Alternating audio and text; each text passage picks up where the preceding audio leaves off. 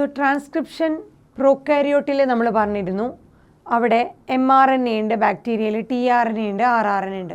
ഈ 3 RNAയിലും പ്രോകാരിയോട്ട് അല്ലെങ്കിൽ ബാക്ടീരിയയിൽ ട്രാൻസ്ക്രൈബ് ചെയ്യാനായിട്ട് ഒരു സിംഗിൾ RNA പോളിമറേസ് ആണെന്ന് പറഞ്ഞു. അപ്പോൾ തന്നെ പറഞ്ഞിരുന്നു യൂക്കാരിയോട്ടിൽ അങ്ങനെയല്ല, ഡിഫറെൻ്റ് ആയിട്ടുള്ള RNA പോളിമറേസ് ആണ് എല്ലാ RNAനും ട്രാൻസ്ക്രൈബ് ചെയ്യാനായിട്ട് വരുന്നത്. ബാക്ടീരിയയിൽ 3 RNA mRNA, tRNA, rRNA ഈ 3 RNAനും ട്രാൻസ്ക്രൈബ് ചെയ്യാനായിട്ട് സിംഗിൾ ആയിട്ടുള്ള ഒരൊറ്റ RNA പോളിമറേസ് എൻസൈം മതി. അതേസമയം യൂക്കാരിയോട്ടിൽ ഡിഫറെൻ്റ് ആണ്. അങ്ങനെ നോക്കുകയാണെങ്കിൽ പ്രോകാരിയോട്ടിനെ കമ്പയർ ചെയ്യുമ്പോൾ യൂക്കാരിയോട്ടിൽ 2 ഡിഫറെൻറ്റ് കോംപ്ലക്സിറ്റീസ് ആണുള്ളത്. ട്രാൻസ്ക്രിപ്ഷൻ്റെ കേസിൽ 2 ഡിഫറെൻറ്റ് കോംപ്ലക്സിറ്റീസ് യൂക്കാരിയോട്ടിലുണ്ട്. ആദ്യത്തേത് യൂക്കാരിയോട്ടിൽ 3 RNA പോളിമറേസ് ഉണ്ട്, addition to RNA polymerase in organelles. ഓർഗനൽസിൽ കാണുന്ന RNA പോളിമറേസ് കൂടാതെ 3 RNA പോളിമറേസ് ഈ യൂക്കാരിയോട്ടിലെ ട്രാൻസ്ക്രിപ്ഷനെ സഹായിക്കുന്നുണ്ട്. ഒന്നാമത്തെ RNA polymerase 1, RNA polymerase 2, RNA polymerase 3. ഈ RNA പോളിമറേസ് 1ൻ്റെ ഡ്യൂട്ടി എന്താണെന്ന് വെച്ചാൽ റൈബോസോമൽ RNAനെ ട്രാൻസ്ക്രൈബ് ചെയ്യുക. RNA പോളിമറേസ് 1ൻ്റെ ഡ്യൂട്ടി റൈബോസോമൽ RNAനെ ട്രാൻസ്ക്രൈബ് ചെയ്യുക. ആ റൈബോസോമൽ RNA ആണ് 28S, 18S, 5.8S. റൈബോസോമിൻ്റെ സ്ട്രക്ചർ ഉണ്ട്, large subunit, small sub unit.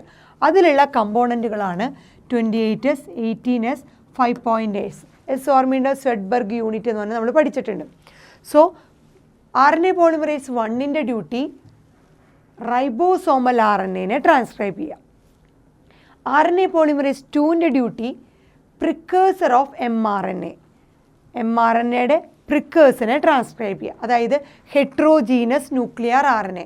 ആ ട്രാൻസ്ക്രിപ്ഷൻ കഴിഞ്ഞ ഉടനെയുള്ള അതിനെയാണ് നമ്മൾ പറയുന്നത് mRNAയുടെ പ്രിക്കേഴ്സർ. mRNA ആയി മാറുന്നതിന് മുമ്പുള്ള ഭാഗം ന്യൂക്ലിയസിൽ തന്നെ ഇരിക്കുന്നത് ഹെട്രോജീനസ് ന്യൂക്ലിയർ RNA അല്ലെങ്കിൽ HNRNA. അതിനെ ട്രാൻസ്ക്രൈബ് ചെയ്യുക. പ്രിക്കേഴ്സർ ഓഫ് mRNA അല്ലെങ്കിൽ HNRNA ട്രാൻസ്ക്രൈബ് ചെയ്യുക എന്നുള്ളതാണ് നമ്മുടെ RNA പോളിമറേസ് 2ൻ്റെ ഡ്യൂട്ടി. RNA പോളിമറേസ് 3ൻ്റെ ഡ്യൂട്ടി എന്താണെന്ന് വെച്ചാൽ ട്രാൻസ്ക്രൈബ് ചെയ്യുന്നത് transfer RNA, 5S RNA, SNRNA. SNRNA എന്ന് പറഞ്ഞാൽ small nuclear RNA. Small nuclear RNA, 5S RNA, transfer RNA ഇതിനെയൊക്കെ ട്രാൻസ്ക്രൈബ് ചെയ്യുക എന്നുള്ളതാണ് RNA പോളിമറേസ് 3ൻ്റെ ഡ്യൂട്ടി. സോ ഡിഫറെൻ്റ് RNA പോളിമറേസുകൾ വേണം ഓരോ ഡിഫറെൻറ്റ് ടൈപ്പ് RNAനെ ട്രാൻസ്ക്രൈബ് ചെയ്യാൻ. എവിടെ? യൂക്കാരിയോട്ടിൽ.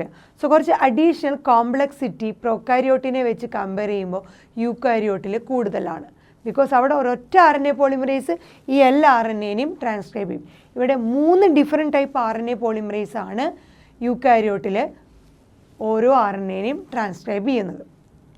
ഇനി രണ്ടാമത്തെ കോംപ്ലക്സിറ്റി എന്ന് പറഞ്ഞത് നമ്മൾ നേരത്തെ പറഞ്ഞതാണ്, ആദ്യം ഉണ്ടാകുന്ന ആദ്യത്തെ RNAനെ പ്രൈമറി ട്രാൻസ്ക്രിപ്റ്റ് എന്ന് പറഞ്ഞു. സോ ആ ട്രാൻസ്ക്രിപ്ഷൻ കഴിഞ്ഞ് വരുന്ന ആ ഹെട്രോജീനസ് ന്യൂക്ലിയർ RNA അല്ലെങ്കിൽ ആ പ്രിക്കേഴ്സർ ഓഫ് mRNA നമ്മൾ പ്രൈമറി ട്രാൻസ്ക്രിപ്റ്റ് എന്ന് പറഞ്ഞു. ആ പ്രൈമറി RNA ട്രാൻസ്ക്രിപ്റ്റിൽ എക്സോണുകളും ഇൻട്രോണുകളും രണ്ടുമുണ്ട്. കോഡിംഗ് സീക്വൻസായ എക്സോണുകളും നോൺ കോഡിംഗ് സീക്വൻസുകളായ ഇൻട്രോണുകളുണ്ട്. പ്രോട്ടീനെ കോഡ് ചെയ്യുന്നതും പ്രോട്ടീനെ കോഡ് ചെയ്യാത്ത സീക്വൻസുകളും ഉണ്ടായിരിക്കും. സോ എന്ത് ചെയ്യുന്നു? ഇൻട്രോണുകളെ റിമൂവ് ചെയ്യുന്നു. Splicing of intron removal. അതിനുശേഷമുള്ള റിമൈനിങ് എക്സോണുകളെ ജോയിൻ ചെയ്യുന്നു. അതിനുശേഷം ഈ വരുന്ന ഹെട്രോജീനസ് ന്യൂക്ലിയർ RNAയിൽ അഡീഷണൽ പ്രോസസ്സിങ് നടക്കുന്നു. അതിൽ 5' എൻഡിൽ മീഥൈലേറ്റഡ് ഗ്വാനോസിൻ്റെ ട്രൈഫോസ്ഫേറ്റ് കാപ്പിംഗ് നടക്കുന്നു. അതുപോലെ അതിൻ്റെ 3' എൻഡിൽ അഡിനലൈറ്റ് റെസിഡ്യൂസ് 200 to 300 അഡിനലൈറ്റ് റെസിഡ്യൂസ് ടെയിൽ ചെയ്യുന്നു. സോ പോളി എ ടെയിൽ ഉണ്ടാവുന്നു. അതുപോലെ 5' ഗ്വാനോസിൻ ട്രൈഫോസ്ഫേറ്റ് മീഥൈലേറ്റഡ് ഫോമിൻ്റെ ക്യാപ്പും ഉണ്ടാവുന്ന പ്രോസസ്സിങ്. സോ അങ്ങനെ ക്യാപ്പിങ്, ടെയിലിങ്, ഇൻട്രോൺസ് റിമൂവലൊക്കെ കഴിയുമ്പോൾ എന്ത് സംഭവിക്കുന്നു? അതിനെ ഫുള്ളി പ്രോസസ്ഡ് HNRNA എന്തായി മാറുന്നു? മെസ്സഞ്ചർ RNA അല്ലെങ്കിൽ മെച്യൂർഡ് RNA ആയിട്ട്. ഇപ്പോൾ മാത്രമേ ക്യാപ്പിങ്ങും ടെയിലിങ്ങും അതുപോലെ ഇൻട്രോൺ റിമൂവൽ കഴിയുമ്പോൾ മാത്രമേ ഈ ഹെട്രോജീനസ് RNA നമുക്ക് മെസ്സഞ്ചർ RNA അല്ലെങ്കിൽ മെച്യൂർ RNA അല്ലെങ്കിൽ പ്രോസസ്ഡ് RNA എന്ന് പറയാൻ പറ്റുമല്ലോ. അതിനുശേഷം ഈ മെച്യൂർഡ് അല്ലെങ്കിൽ പ്രോസസ്ഡ് RNA എവിടേക്ക്? ന്യൂക്ലിയസിൽ നിന്ന് പുറത്തേക്ക് സൈറ്റോപ്ലാസത്തിലേക്ക് ട്രാൻസ്ലേഷന് വേണ്ടി മൂവ് ചെയ്യുന്നു. സോ ഈ യൂക്കാരിയോട്ടിൽ അഡീഷണലായിട്ട് പ്രോകാരിയോട്ടിൽ കാണാത്ത കുറച്ച് കോംപ്ലക്സിറ്റി പറഞ്ഞത് ഡിഫറെൻ്റ് RNA പോളിമറേസ് ഡിഫറെൻ്റ് RNAനെ ട്രാൻസ്ക്രൈബ് ചെയ്യാൻ വേണം. അതുപോലെ ക്യാപ്പിംഗ്, ടെയിലിംഗ്, സ്പ്ലൈസിങ് ഇത്രയും പ്രോസസ്സിങ്ങൾക്ക് ശേഷം മാത്രം ഹെട്രോജീനസ് ആയിട്ടുള്ള RNA mRNA മാറി ന്യൂക്ലിയസിൽ നിന്ന് സൈറ്റോപ്ലാസത്തിലേക്ക് ട്രാൻസ്ലേഷൻ അഥവാ പ്രോട്ടീൻ സിന്തസിസ് നടക്കാൻ വേണ്ടി പോകുന്നു. സോ ഇവിടെ സ്പ്ലിറ്റ് ജീൻ അറേഞ്ച്മെൻറ്റ് എന്ന് പറഞ്ഞ സംഭവം നമുക്ക് കാണുന്നുണ്ട്. എക്സോൺ ഇൻട്രോൺ, അതിൽ എക്സോണുകൾ ജോയിൻ ചെയ്യുന്നു, ഇൻട്രോൺസ് റിമൂവ് ചെയ്യുന്നു. ആ സ്പ്ലിറ്റ് ജീൻ അറേഞ്ച്മെൻറ്റ് അഥവാ നമ്മുടെ സ്പ്ലൈസിങ് ഒക്കെ എന്തിനാണെന്ന് അവിടെ എല്ലാം ചുറ്റിപ്പറ്റി നിൽക്കുന്നത് എന്താണ്? RNA. ഇവിടെയാണ് RNA വേൾഡിൻ്റെ ഇമ്പോർട്ടൻസ് മനസ്സിലാവുന്നത്.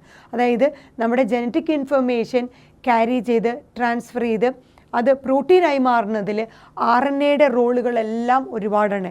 ഇവിടെ എല്ലാം RNAക്കാണ് റോൾ വരുന്നത്. സോ RNAക്ക് ഒരു യുണീക്കായിട്ടുള്ള ഒരു റോള് തന്നെ പ്രോട്ടീൻ സിന്തസിസ് അല്ലെങ്കിൽ ജീൻ എക്സ്പ്രഷനിലുണ്ട്.